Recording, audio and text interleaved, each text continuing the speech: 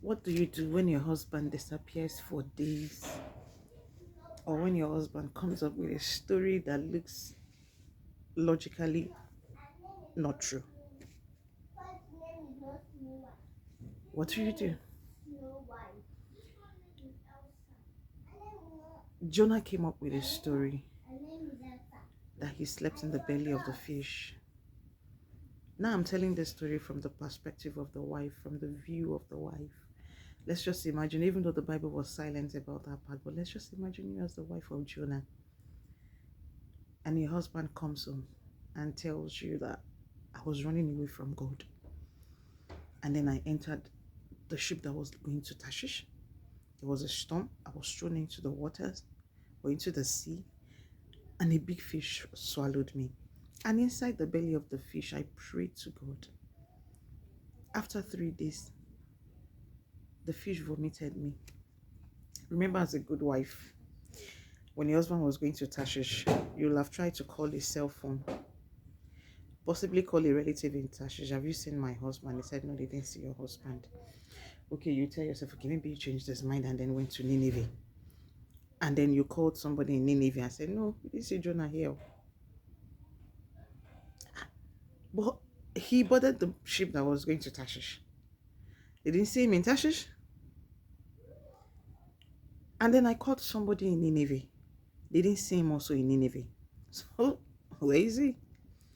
And then he comes back home to tell you the story that he was in the belly of the fish for 3 days and 3 nights.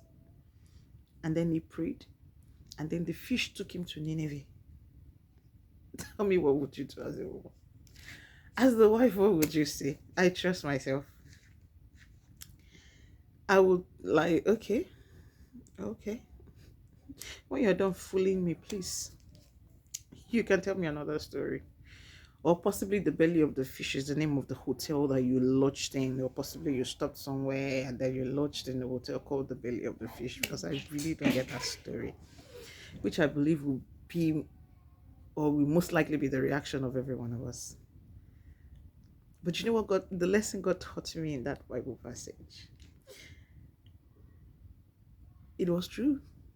Jonah slept in the belly of fish for 3 days and 3 nights.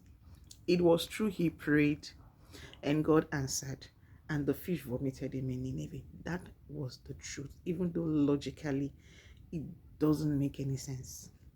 Logically, you can't even wrap your heads around it. And then from that, the Lord took me to this Bible passage that He had given me since 2016. Trust in the Lord, Proverbs chapter 3, verse 5 and 6. Trust in the Lord with all your heart and lean not on your own understanding. If you must have your marriage right, if you must walk perfectly well as a pastor's wife, you got to trust God all the way. Yes, your understanding is there, but please do not lean on your understanding, because you are human and you're limited. But when you trust God, even what seems so untrue, the Lord will just help you around it. Trust God. Trust God. I'm not even an advocate of trust the man, but trust God in the man that you married. Trust God. Please do follow, like, and subscribe to my YouTube channel for more refreshing and exciting word for pastors' wives and for wives generally. I tell you, you're not going to regret subscribing, so just click the button and subscribe. Thank you.